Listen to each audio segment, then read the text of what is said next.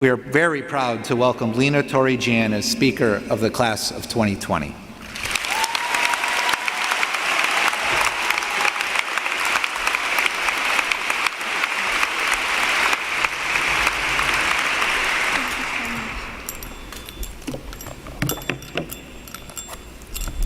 Thank you, President Hallock, for the introduction. You forget to take your mask off sometimes. Friends, family, faculty, and the class of 2020, welcome. It is truly an honor to be standing here before you today. A lot has changed over the 18 months since we last gathered together, both in the world at large and each of our lives. In the face of these most unusual of circumstances, I find myself in the challenging position of offering words of reflection, unity, and celebration for a group who has already traveled out into the world and began a lifetime of leaving positive marks on whatever communities you enter. In preparation for this moment, over the past several weeks, I have reflected on our time here at U of R, on our time since we completed our course of study, and on who we are as a class. In doing so, I found myself realizing that for all the hours spent studying, all the assignments and grades, it was none of these that stood out. Rather, it was Professor Long's dad jokes, Dr. Flanagan's critical thinking class, Dr. Dada's commitment to peace and justice, and Dean Giannoni's comforting clove-smelling office, just to name a few, that rose to the surface of the memory pool of my mind. Most of all, however, it was you, my classmates, my friends, my U of R family, who have left an indelible mark. What defines the University of Richmond class of 2020? It is not that our time together was cut short by a tragic pandemic, nor is it our academic, athletic, or public achievements, as impressive and varied as these may be. It is that when life calls to see if we will rise to the occasion, we, the U of R class of 2020, answer the call. When life called out our names, we answered. When we needed to stand by each other, we came together. When we saw the need for change, we took strides towards that change. When we needed to celebrate each other and our diversity, we became attentive. When we were sparked by an idea, we engaged with it. When we saw the world hurt, we cried with it. When our community needed us, we served it. And when life needed us to be a friend, we were willing to lay down our lives for one another. While noble in word and vision, what does this look like in practice?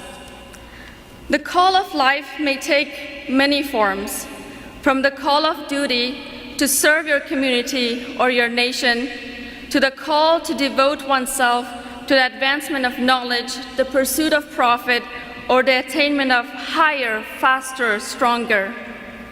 Over the 4 years together and the 18 months since, I have seen you answer the call.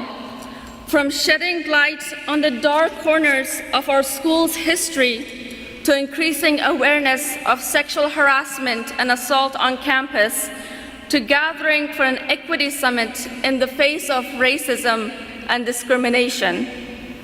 But this defining future of our class was made most clear to me through my own experiences over the past month.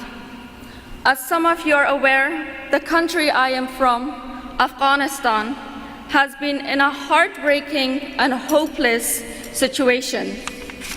It appears that the veil of ignorance, hatred, and inequity is covering it with darkness in the name of religion, threatening the lives and livelihoods of women, children, and all those who find themselves trapped under the new regime.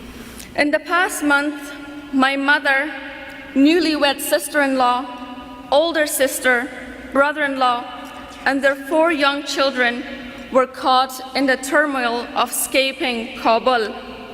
They were shot at, tear-gassed, trampled, and left with dislocated and broken bones. Nonetheless, they continued to pursue freedom and escape from the claws of oppression. While my siblings and I, who were fortunate enough to already have been abroad, worked around the clock to assist them, their making it to safety would not have been possible without hundreds of supporters around the world, including many of you.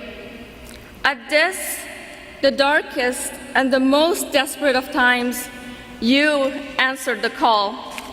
Some of you donated, some of you raised awareness of the situation, some of you offered words of encouragement, strength, and wisdom, and others of you served on the ground, offering helping hands, and if needed, to give your lives in service of helping my family find freedom. For this, I am forever grateful, but as touched as I was and am, I'm not surprised. Our class is not afraid to answer the call of life. When life says our names and puts us through a spiral of obstacles and the unexpected, we have the grit to answer it. We have the will to find a way. We have the love to help one another and our world. Policies can be poorly crafted with major consequences and require change. Nonetheless, we have those who want to and do engage in building change. Freedom is anything but free, and yet we're willing to pay the cost, as steep as it may be. Positive change takes concerted effort, focus, and time, but we have effort, focus, and time to give. If we can heed the call amid the cacophony of life to come together and enable a vulnerable family to escape terror, persecution, and systematic oppression on the other side of the world, there is little that we cannot accomplish when we are together. Despite this gravity, there are a few things that I hope we can remember as we again depart to new adventures. I hope that we can each appreciate and hold tight to the little joys in life, the breaths that we take, the giddy and the silly moments. Sometimes this is what gets us through the most difficult days and hardest tasks of life. While I hope and pray you achieve all your goals and are proud of your achievements, please know that through all that, there are obstacles that we may never have the answers to. But this, too, is part of beauty of life.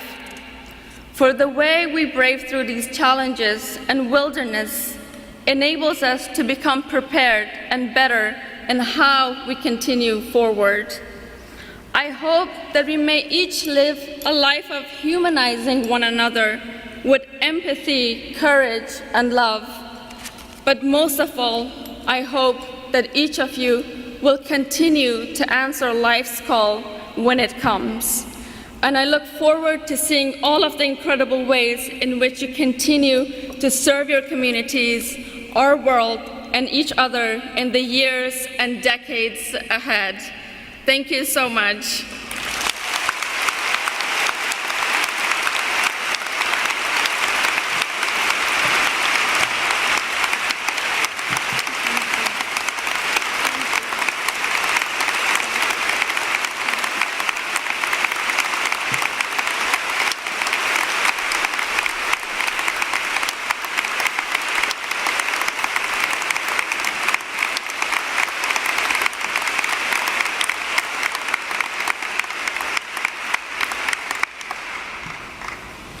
Thank you so much.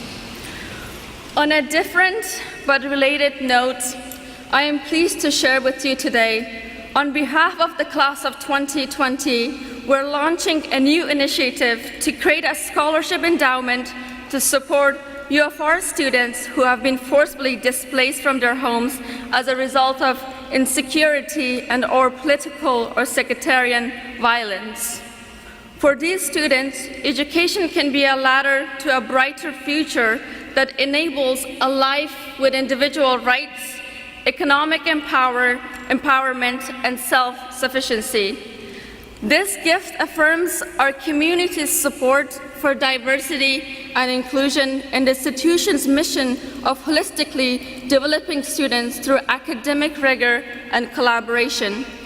It also cements our class's unique legacy as a cohort whose education was disrupted by the pandemic and who is thoroughly dedicated to diversity, learning, and service. Funds can be made directly by you, my classmates, and by parents and community members on behalf of the graduating students. The following link and the QR codes should be on the screen. We hope that you will join us in supporting this fund, and thank you for your generosity if you feel moved to raise funds to do so. Thank you so much.